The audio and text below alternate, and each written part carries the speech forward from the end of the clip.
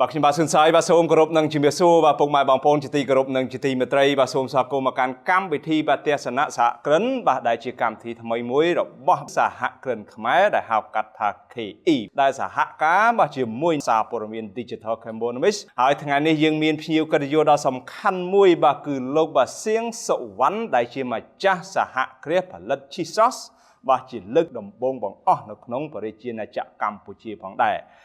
hỏi thằng này lúc nâng bà bán bà chạy đầm lê ẩm pi cầm nứt bà nơi khung cá chăn bà đất bà cái chi sauce bà nơi nông bà đi chia là chạm Campuchia dương phong đại bà ai lớn đấy chọn đằng bà ẩm pi bà cái chi vật cắm bà cá bà lật chi sauce chỉ lực cầm bông bà bằng nơi khung Tây Campuchia này bà chụp chụp mùi nâng bà lốp bà cái xiếng sậu văn bà đôi tờ từ bà chỉ biết su bà lốpเสียงสวรรค์บ่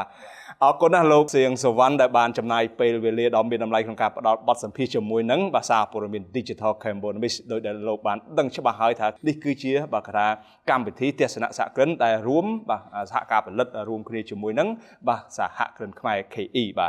ให้บ่โลกเสียงสวรรค์ก็เชื่อบ่มาจัดจีเล็บพีบ่เปลี่ยนรวนสหกรณ์ขมายเคอีบ่สหกรณ์ขนาดโตหนึ่งประชุมในโนเวนวัดการบังการทำไมchỉ phải xây dựngการbằngการชิดตำบลในขนมประเทศกัมพูชีหนึ่งพังได้มันเอาขาดไปอยู่ที่จังดังปี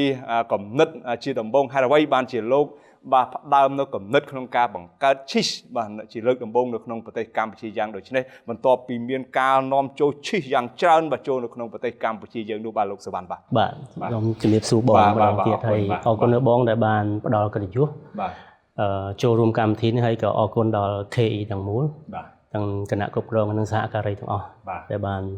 ช่วยชมเฉลยไอ้ขยมบานโจรวมกรรมทิ้งโดยขี้โกลมน้องได้ขยมบังการสหการเรียนที่ไรคือปีน้ำบงนั้นคือขยมมีเจตนามวยให้เจตนานั้นคือเจตนาคนลือขยมมันมีแฮดพอลไอ้ได้เอาโกนยืงหนึ่งออกนี้โกนขมายหนึ่งออกนี้ตัวตีนชีสนอมโจเลยโดยซาแต่การตัวเตียนชีสนอมโจลยังมีประทายซาที่รักษาตุกบานอยู่ประทายคลัน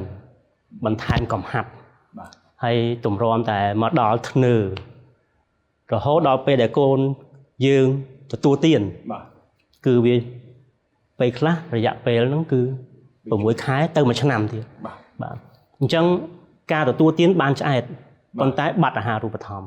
ให้บาเซนจะตัวเตียนการดัชร้านวิอาอย่างถวยปะปอนสกปรกแต่ทางกระดับจังโดยเมื่อเคยปีปัญหานี้ให้บ้านเคยปัญหาមួយទៀតគឺនិន្នាការនៃការប្រើប្រាស់ប្រជាជនយើងជាពិសេសវ័យជំទង់ឥឡូវ cheese ទាំងកូនយើងទាំងអស់គ្នាដូចគ្នាខ្ញុំឃើញទីផ្សារមួយធំដូច្នេះហើយបាទខ្ញុំបង្កើតសហគ្រាសនេះឡើងដើម្បីផលិត cheese ស្រស់ដែលមានប្រភពដើមពីអ៊ីតាលីបាទហើយមានអាហារូបត្ថម្ភពេញលេញហើយខ្ញុំសូមបញ្ជាក់ថា cheese របស់យើងគឺมันមានបន្ថែមសារជាតិរក្សាទុកទេហើយក៏มันមានបន្ថែមក្លិនហើយក៏มันមានបន្ថែមកំហាប់ដែលធ្វើវាខាប់ដែរអញ្ចឹង cheese របស់យើងគឺ cheese ស្រស់បាទហើយទទួលទានទៅគឺមានអាហារូបត្ថម្ភពេញលេញដូចយើងទទួលទានទៅដោះគោអញ្ចឹងអញ្ចឹងបានខ្ញុំសម្រេចចិត្តថាបង្កើតក្រុមហ៊ុននេះឡើងសហគ្រាសនេះឡើងធ្វើម៉េចដើម្បីទ្រទ្រង់ដល់សុខុមាលភាពរបស់ប្រជាជនយើងបាទអរគុណណាស់នៅចម្លើយដ៏មានសុខភាពសុខភាពបានន័យថាការផលិតការច្នៃប្រឌិតរបស់លោកសវណ្ណពាក់ព័ន្ធជាមួយនឹងឈីស្រស់ហ្នឹងចង់ឲ្យសុខភាពរបស់ប្រជាជនយើងមានភាពល្អប្រសើរអ្វីដែលខ្ញុំគួរឲ្យកត់សម្គាល់នៅក្នុងការផលិតឈីស្រស់ហ្នឹងដែរបាទតាមខ្ញុំមិនទាន់ដឹងទេប្រហែលជាអាចនឹងនាំចូលវត្ថុធាតុដើមពីបរទេសហើយមកពីអ៊ីតាលីមកពីបារាំងមកពីកាណាដាអាមេរិកអីដើម្បីយកមកផលិតនៅក្នុងស្រុកខ្មែរហើយអ្វីទៅជាវត្ថុធាតុដើមដែលលោកនាំប្រមូលយកមកក្នុងការផលិតឈីនៅក្នុងស្រុកខ្មែរជាលើកដំបូងនោះបាទវត្ថុធាតុដើមរបស់យើងគឺមិនច្រើនទេនៅពេលដែលរបស់ហូបចុកមួយដែលមានវត្ថុធាតុដើមកាន់តែច្រើនមានន័យថាភាពកាយច្នៃកាន់តែខ្លាំងហើយវានឹងបាត់ភាពស្រស់របស់វាដូចគ្នាអញ្ចឹងវត្ថុធាតុដើមរបស់ឈីយើងគឺមានចំនួនតែ3ទេអ្វីដែលធំជាងគេគឺទឹកដោះគោស្រស់ដែលទឹកដោះគោស្រស់ហ្នឹងគឺយើងគ្រប់គ្រងកសិដ្ឋាននៅក្នុងស្រុក 100% បាទហើយមួយទៀតហ្នឹងគឺប្រភេទ Mechies បាទប្រភេទ Made cheese ហ្នឹងគឺយើងនាំចូលផ្ទាល់ពីប្រទេសអ៊ីតាលីបាទមួយទៀតហ្នឹងគឺម្សៅជូរម្សៅជូរហ្នឹងគឺយើងដើម្បីធ្វើឲ្យ cheese យើងវាឡើងរឹងបាទអញ្ចឹងយើងនាំចូលពីប្រទេសថៃបាទអញ្ចឹងវត្ថុធាតុដើមរបស់យើងគឺមានតែ3ប្រភេទហ្នឹងទេហើយប្រភេទដែលធំជាងគេបំផុតគឺប្រភេទទី1ហ្នឹងឯងគឺទឹកដោះគោស្រស់បាទដោះគោស្រស់ដែលផលិតនៅក្នុងស្រុកយើងទៀតសោតបាទអូខេអ្វីទៅដែលលោកគិតថាការផលិត cheese ស្រស់នៅក្នុងប្រទេសកម្ពុជាអាចនឹងប្រកួតប្រជែងជាមួយនឹង cheese ដែលល្បីនាំចូលពីអន្តរជាតិនោះពីបរទេសនោះបាទអរគុណបងសំណួរនេះគឺជាចំណុចមួយដែលខ្ញុំតែងតែគិតហើយតែងតែធ្វើយ៉ាងម៉េចដើម្បីឲ្យអាចបដំប្រសងគ្នាបានហើយដើម្បីឲ្យជីវភាពប្រជាជនយើងអាចទទួលទានបានអ្វីដែលជាបញ្ហាសម្រាប់ការនាំចូល cheese ហ្នឹងគឺតម្លៃបញ្ហាតម្លៃប៉ុន្តែបញ្ហាតម្លៃនេះបើសិនជាយើងគិតឲ្យបានស៊ីជម្រៅបើយើងផ្ដោតទៅលើសុខភាព cheese ស្រស់គឺមានតម្លៃលើ cheese នាំចូលប្រហែលជាចន្លោះពីតាមប្រភេទ cheese ពី15ទៅ25%ប៉ុណ្ណឹងឯងអញ្ចឹងអ្វីដែលយើងអាចប្រកួតប្រជែងជាមួយ cheese នាំចូលបានគឺយើងនៅតែរក្សាគុណភាពស្តង់ដារអនាម័យរបស់យើងតាក់ទងទៅនឹងសុខភាពរបស់យើងប្រជាជនរបស់យើងធ្វើម៉េចយើងផលិត cheese មួយដែលមានគុណភាពអាហារូបត្ថម្ភពេញលេញហើយស្រស់ជូនប្រជាជនបើយើងប្រៀបធៀបជាមួយ cheese នាំចូលគឺយើងពិបាកប្រៀបធៀប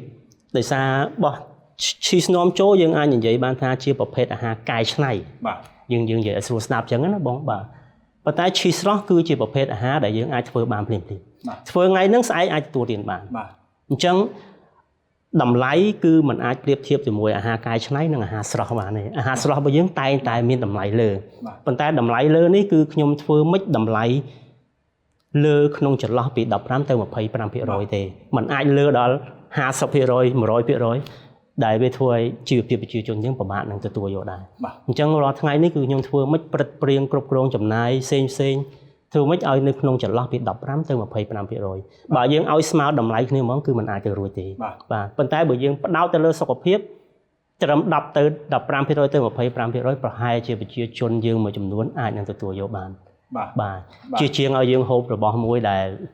មានសារធាតុរក្សាទុករយៈពេល1ឆ្នាំហើយទំមកន្លះឆ្នាំទៅ1ឆ្នាំហើយរបស់យើងហូបចូលក្នុងខ្លួនវាធ្វើឲ្យមានផលប៉ះពាល់ទៅថ្ងៃក្រោយខ្ញុំគិតថាគួរតែពិចារណាទៅមកទទួលទាននៅប្រភេទស្រស់ដែលមានតម្លៃលើសពីខ្ទង់15ទៅ25%ខ្ញុំគិតថាអាចទទួលយកបានបាទអរគុណណាស់នៅចម្លើយដ៏សំខាន់នេះខ្ញុំចង់ដឹងពាក់ព័ន្ធជាមួយនឹងមុននឹងបង្កើតសហគ្រាសបាទ La Fattoria មិនអញ្ចឹង La Fattoria ភាសាអ៊ីតាលីបាទអ៊ីតាលីបងបាទអ៊ីតាលីអូខេមុននឹងការចាប់ផ្ដើមបង្កើតសហគ្រាសបាទ La Fattoria នឹងឡើងតើលោកមានចំណេះជំនាញពីខាងណាដែរដែលធ្លាប់ទៅរោងចក្រផលិតឈីសឬក៏មានបទពិសោធន៍អ្វីខ្លះក្នុងការផលិតឈីសនឹងបាទអរគុណបងជាក់ស្ដែងទៅខ្ញុំចូលមកកាន់កាប់សហគ្រាស La Fattoria នេះនៅឆ្នាំ2022បាទមុនឆ្នាំ2022ខ្ញុំបានធ្វើការរយៈពេល13ឆ្នាំបាទឆ្លងកាត់រយៈពេលធ្វើការឲ្យគេអញ្ចឹងបងបាទហើយក្រុមហ៊ុនដែលយើងបានធ្វើហ្នឹងគឺក្រុមហ៊ុនមានទាំងថ្នាក់ពិភពលោកថ្នាក់តំបន់ហើយនិងក្នុងស្រុកបាទយកអស់រយៈពេល12ឆ្នាំហើយពីចូលមកឆ្នាំ2022នេះសហគ្រាសខ្ញុំចូលសហគ្រាស La Fattoria ដោយសារតែដៃគូរបស់ខ្ញុំបាទនៅពេលហ្នឹងយើងមានបញ្ហា COVID ដល់ពេល COVID La Fattoria មានបញ្ហាបាទចង់បិទម្ដងដល់ពេលបិទហើយយើងក៏បានស្គាល់គ្នាខ្ញុំគាត់ថាបាទកុំបិទអីព្រោះអីទុកឲ្យខ្ញុំបន្តដំណើរជាមួយគ្នាដើម្បីសាងម៉ាកយីហោជាមោទនភាពរបស់យើងទាំងអស់គ្នាបាទអូខេបន្ទាប់មកខ្ញុំក៏បានចូលទៅសហគ្រាស La Fattoria 2022បាទហើយនៅពេលយើងចូលទៅហ្នឹងក៏យើងមើលទៅការគ្រប់គ្រងជំនាន់ដើមហ្នឹងគឺយើងគ្រប់គ្រងជាលក្ខណៈគ្រួសារបាទជីស្នាមក៏អត់មានខ្វះខាតខាងទីផ្សារខាងបុគ្គលិកផ្នែកលក់ក៏នៅមានកម្រិតខាងផលិតកម្មក៏មានស្តង់ដារអនាម័យ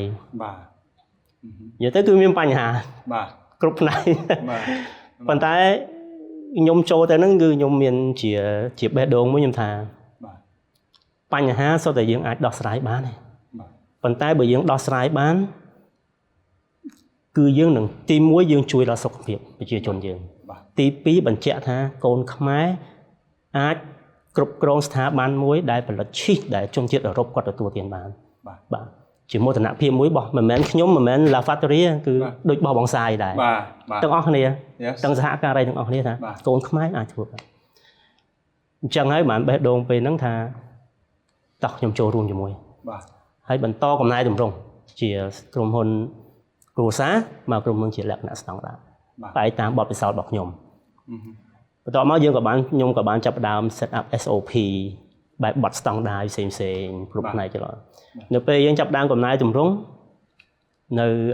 ចុងឆ្នាំ2021ពាក់កណ្ដាលឆ្នាំ2022ហ្នឹងដៃគូខ្ញុំគាត់មានបញ្ហាសុខភាពបាទអញ្ចឹងអា COVID មកកលៈហើយបាទយើងទុំចូលទៅយើងកំពុងតែកែបាទថ្មីហ្មងយើងចូលទៅយើងបង្កើតថ្មីយើងឲ្យគេដើរតាមវាជារឿងមួយប្រហែលជាមិនបាក់អីខ្លាំងបាទប៉ុន្តែទម្លាប់ដែលដើរមកតាំងពី2009ដល់2021វា10ឆ្នាំជាងហើយយើងចាប់ដើមកំណែតម្រង់ផ្ទៃក្នុង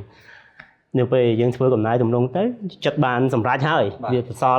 រហើយមានបញ្ហាសុខភាពដល់ពេលមានបញ្ហាសុខភាពទៅយើងវាចង់អស់កម្លាំងដែរបាទអូចូលពី COVID មកវាមានបញ្ហារឿងរ៉ាញ់វត្ថុមួយដល់ពេលយើងចូលមកយើងត្រូវកែតម្រង់ផ្ទៃក្នុងយើងកែទម្លាប់ចាស់អ្វីដែលមិនល្អយើងធ្វើឲ្យវាប្រសើរឡើងវិញបន្ទាប់មកយើងមានបញ្ហាសុខភាពទៀតបាទដល់អញ្ចឹងទៅយើងអង្គុយគិតទៅចំបាទលក់ម៉ាស៊ីនលក់ទូត្រជាក់ចែកលុយគ្នាហ្មងហ៎វាពិបាកពេកព្រោះយើងវានឿយដែរបងយើងវាហត់ដែរព្រោះ COVID ផង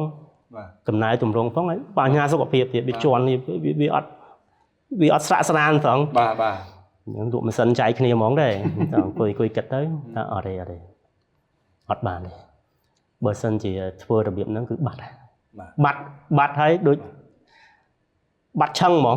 បាទហើយប្រហែលជាមិនមានសហគ្រាសណាមកធ្វើរបរហ្នឹងទៀតទេបាទអញ្ចឹងក៏ខ្ញុំបានពិភាក្សាជាមួយគ្រួសារខ្ញុំហើយក៏អរគុណដល់គ្រួសារខ្ញុំដែលបានជួយគ្រប់គ្រងខ្ញុំដែរទៅមុខទៀតបាទអញ្ចឹងទៅមុខទៀតបានការលើកទឹកចិត្តពីគាត់ដែរហើយខ្ញុំគិតថាមុខជំនួយមួយហ្នឹងបើយើងធ្វើបានទីផ្សារយើងធំហើយយើងជួយដល់សុខភាពកូនខ្មែរយើងទៀតហើយយើងមានមោទនភាពទៀតមិនត្រូវបោះបង់បាទបន្តទៅមុខទៀតរហូតមកដល់ថ្ងៃហ្នឹងបាទអរគុណណាស់នៅបេះដូងក្នុងការតស៊ូនៅក្នុងអាជីវកម្មផលិតឈីសស្រស់ជាលើកដំបូងជាលើកទី1ទៀតនៅក្នុងប្រជាអ្នកចក្រកម្ពុជាតស៊ូយ៉ាងស្វិតស្វាញក្រាញ់រនាលមិនបោះបង់ចោលនោះទេទោះបីជាមានឧបសគ្គបាទរាំងស្ទះយ៉ាងណាក៏ដោយចុះបាទសូមអរគុណនៅគំនិតដ៏គេថាស្វិតស្វាញមួយនេះបាទលោកសៀងសុវណ្ណបាទគេថាឈ្មោះមាសគឺត្រូវតែផលិតផលក៏ត្រូវតែឲ្យល្អឲ្យមានគុណភាពដូចមាសអញ្ចឹងដែរបាទពាក់ព័ន្ធជាមួយនឹងបញ្ហានេះខ្ញុំឆ្ងល់ពាក់ព័ន្ធជាមួយនឹងទីផ្សាររបស់សហគ្រាសឈីសស្រស់នឹងដែរតើអ្នកណាខ្លះដែលជាទីផ្សាររបស់លោកនោះបាទទីផ្សាររបស់យើងគឺទីផ្សារធំគឺសន្តាគារដែលផ្សារភ្ជាប់ជាមួយភ្ញៀវទេសចរបាទទី2គឺភោជនីយដ្ឋានបែបអឺរ៉ុបបាទប៉ុន្តែមួយរយៈនេះខ្ញុំរៀងប្លែកដែរបាទឃើញប្រជាជនខ្មែរហើយនិងភោជនីយដ្ឋានខ្មែរមួយចំនួនគាត់ចាប់ផ្ដើមញ៉ាំឈីសស្រស់របស់យើងដែរហើយគាត់កំងដាក់ក្នុងមុខម្ហូបអាហារគាត់ដែរដូចថាជាប្រភេទផ្សំគ្នាឲ្យមានគ្រប់មុខគាត់មានម្ហូបខ្មែរមានអាមុខមានសឡកកូរមាននំខ្មែរគាត់បន្ថែមហ្នឹងមួយមុខទៀតធ្វើមកឲ្យមានភាពពេញលេញដល់ភ្ញៀវទេសចរបាទអញ្ចឹងនេះគឺជាប្រភេទភ្ញៀវរបស់យើងដែរបាទទី1គឺខាងហូតែលហើយទី2ខាងអាហារដ្ឋានបែបអឺរ៉ុបភោជនីយដ្ឋានបែបអឺរ៉ុបហើយទី3គឺភ្ញៀវទទួលទានដែលគាត់ខលមកកំងផ្ទាល់ពីសិប្បកម្មរបស់យើងពីសហគ្រាសរបស់យើងបាទចង្វាក់ផលិតកម្មរបស់សហគ្រាស La Factory ហ្នឹងគឺការផលិតយ៉ាងម៉េចដែរពីមួយថ្ងៃទៅមួយថ្ងៃមួយខែទៅមួយខែយើងមានបរិមាណយ៉ាងម៉េចដែរការលក់ចេញយ៉ាងម៉េចដែរក្នុងកម្រិតនៃគេថាគុណភាពឈីសស្រស់ក៏ដូចជារយៈពេលនៃការទុករក្សាទុកយ៉ាងម៉េចដែរទៅបាទលោកបាទ2023មក2024យើងឃើញកើន 17% ដែរអូបាទយើងឃើញកើន 17% ដែរហើយអាហារប្រភេទនេះគឺកើន 17% គឺភាគច្រើនគឺអ្នកទទួលទានផ្ទាល់បាទមិនមែនជាភោជនីយដ្ឋានហើយមិនមែនជាអូតែលទេប៉ុន្តែ កើនមួយចំនួនហ្នឹងគឺអ្នកទទួលទានគឺកំណើនគឺច្រើនវិញអញ្ចឹងមានន័យថាប្រជាជនយើងចាប់ផ្ដើមបញ្ជ្រាបគាត់ទៅយល់ពីផលិតផលមួយនេះដែរបាទហើយតើតើអង្គការទុកដាក់គឺទុកបានតែចន្លោះពី10ទៅ14ថ្ងៃទេដោយសារតែរបស់យើងគឺយើងមិនមានបន្ថែមសារធាតុរក្សាទុកហើយយើងចង់រក្សាភាពស្រស់ហើយនឹងក្លិនបាទចំណុចស្លាប់រស់របស់ផលិតផលមួយនេះគឺរសជាតិគ្នានឹងក្លិនហើយនឹងភាពស្រស់បាទគឺជាអត្តសញ្ញាណដូច្នេះហើយបើសិនជាយើងហ៊ានតែបន្ថែមជាតិរក្សាទុកតែបន្តិចគឺបាត់ហ្មងបាទអញ្ចឹងទៅបាត់ហើយគឺបាត់អត្តសញ្ញាណហើយអូខេបាទអាចនិយាយបានថារហូតមកទល់នឹងពេលនេះវាអាចនឹងគេថាមានភាពល្អប្រសើររឹងមាំហើយនៅបន្ទាប់ពីរងគ្រោះពីមួយឆ្នាំទៅមួយឆ្នាំដោយរហូតដល់រលក់ម៉ាស៊ីនចែកគ្នាចាយនោះបាទឥឡូវហ្នឹងគឺថាមានស្ថិរភាពហើយនៅហើយនឹងរៀបចំផែនការយ៉ាងខ្លះទៀតទៅបាទខ្ញុំជម្រាបបងតាមត្រង់ហើយក៏ជាការចែកម្លែកមួយហើយម្ចាស់អាជីវកម្ម SME ភាគច្រើនប្រហែលជាគាត់ស្ដាប់គឺគាត់យល់ឆ្នាំ2023បាទយើងលក់ច្រើនប៉ុន្តែខាតបាទមិនវិញបែរជាឆ្នាំ2024លក់បានតិចតែចំណេញនេះគឺជាបញ្ហាមួយបាទមូលហេតុអីបាទអញ្ចឹងបញ្ហាទាំងអស់នេះគឺមកពីកំណែទម្រង់របស់យើងបាទយើងលក់អវ៉ាន់10មុខជួនកាលអវ៉ាន់2មុខចំណេញ3មុខចំណេញប៉ុន្តែអា6មុខទៀតវាទាញទម្លាក់ដោយសារតែថ្លៃដើមខ្ពស់បាទអាហ្នឹងគឺបញ្ហាទី1អញ្ចឹងដល់ដំណាក់កាលណាមួយយើងត្រូវតែមើលទៅលើមុខតំណែងខ្លួនឯង10មុខមិនមែនចំណេញទាំងអស់ទេបាទទុកតែអាណាដែលចំណេញបាទហើយកាត់បន្ថយអ្វីដែលមិនចំណេញដោយសារថ្លៃដើមខ្ពស់បាទអាហ្នឹងទី1ទី2តម្លៃបាទយើងគិតទៅលក់យើងអត់បានប្រៀបធៀបតម្លៃជាមួយដៃគូប្រកួតប្រជែងបាទយើងគិតទៅលក់ដល់ពេលយើងបកមក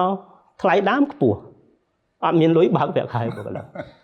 អញ្ចឹងយើងតម្រឹមមុខតំណែងរបស់យើងមុខតំណែងណាដែលថ្លៃដើមខ្ពស់ចំណេញតិចយើងគួរតែកាត់បន្ថយសិនបាទទី2គឺតម្លៃលក់បើសិនជាតម្លៃលក់របស់យើងប្រៀបធៀបជាមួយដៃគូប្រកួតប្រជែងរបស់យើងនៅមានគម្លាតធំយើងនៅថោកជាងគេហើយយើងអាចពិចារណាដំឡើងតម្លៃបន្តិចតួចបានយើងត្រូវតែតម្លើងតម្លៃអូខេបាទព្រោះអីវាគឺជាកិត្តក្រមនៃការធ្វើមុខជំនួញបាទអញ្ចឹងយើងក៏បានធ្វើកំណែតម្រង់នឹងបន្តិចឡើងថ្លៃបន្តិចបាទអូខេបាទអញ្ចឹងនៅពេលហ្នឹងចំណូលយើងរៀងឡើងបន្តិចបាទអូថ្លៃដើមយើងកាត់បន្ថយអ្វីដែលចំណេញតិចថ្លៃដើមយើងចាប់ផ្ដើមមានជីវិតល្អសារអូខេធ្វើឲ្យអាបន្ទាត់ចុងអាបន្ទាត់ក្រោមគេនោះអាលុយចំណេញនោះវាប្រសើរឡើងដូចគ្នាបាទអញ្ចឹងនេះគ្រាន់តែជាឧទាហរណ៍ជាក់ស្ដែងមួយបាទដែលខ្ញុំចង់ចែករំលែកទៅបងបាទអរគុណណាស់ឥឡូវឃើញថាមានការស្វែងយល់អំពីគំនិតច្នៃប្រឌិតឈីស្រស់របស់សហគ្រាស La Factory នោះបានគួរសមដែរប៉ុន្តែឥឡូវនេះចង់ដឹងពាក់ព័ន្ធជាមួយនឹងហេតុអ្វីបានជាលោកសៀងសវណ្ណចាប់អារម្មណ៍ក្នុងការចូលរួមប្រកួតប្រជែងជាមួយនឹងកម្មវិធីពានរង្វាន់សហគ្រិនខ្មែរ KE យ៉ាងដូចនេះតើលោកគិតថាពានរង្វាន់សហគ្រិនខ្មែរហ្នឹងតើវាអាចចូលរួមចំណែកអ្វីខ្លះជួយដល់សហគ្រាសរបស់លោកនោះបាទបងជាដំបូងហ្នឹងមុននឹងខ្ញុំចាប់ផ្ដើមចូលក្នុងកម្មវិធីសហគ្រិនខ្មែរហ្នឹងខ្ញុំមានបំណងតែមួយគត់គឺមានបំណងមួយគឺបង្ហាញហើយនឹងបញ្ជ្រាបព័ត៌មានជូនទៅដល់សហគ្រិនខ្មែរហើយក៏ដូចជាបងប្អូន SME ដែលបានចូលរួមក្នុងកម្មវិធីខ្ញុំពេលហ្នឹងគឺមិនមានចេតនាថាអាចនឹងបានពានទេបាទប៉ុន្តែចេតនាតែមួយគត់គឺចង់បង្ហាញចង់ប្រាប់ទៅក្រមពាណិជ្ជករហើយនឹង SME ទាំងអស់ថាឥឡូវនេះយើងមានសហគ្រាសតូចមួយបាទយើងថាតូចចឹងទៅវាតូចមែនបាទមានផលិត cheese បែបអឺរ៉ុបដែលមកដើម្បីបំពេញបន្ថែម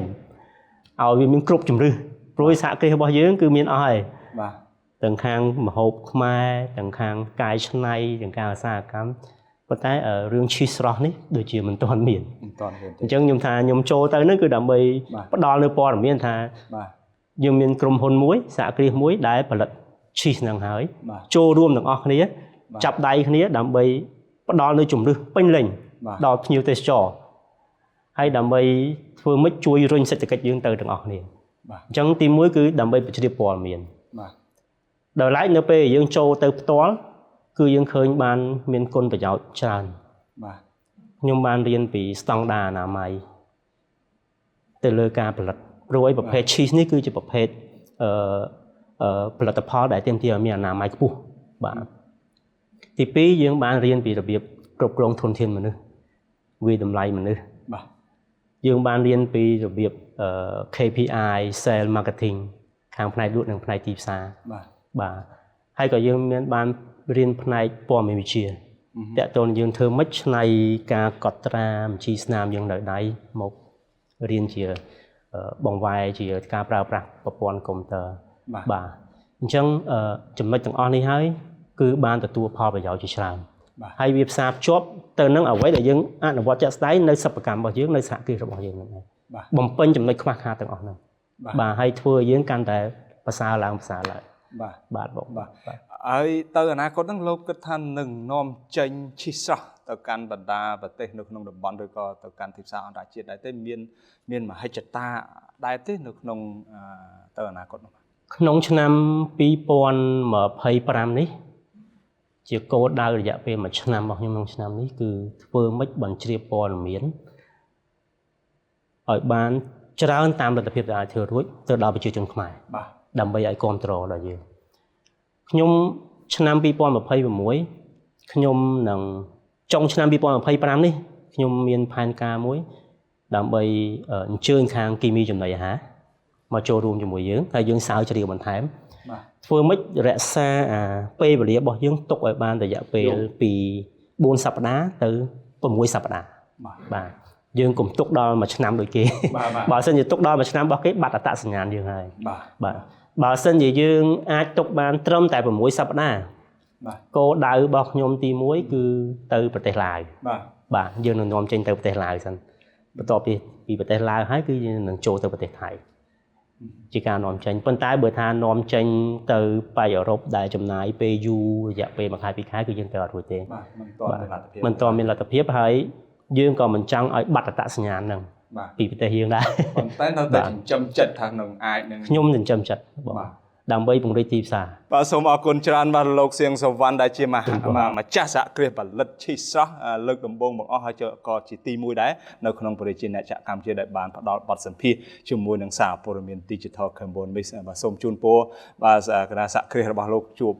តែភាពជោគជ័យបាទទៅថ្ងៃអនាគតបាទជួយស្រោចស្រង់ក៏ដូចជាជួយកាត់បន្ថយការនាំចូលផលិតផលពីបរទេសផងដែរបាទសូមអរគុណបងច្រើនអរគុណ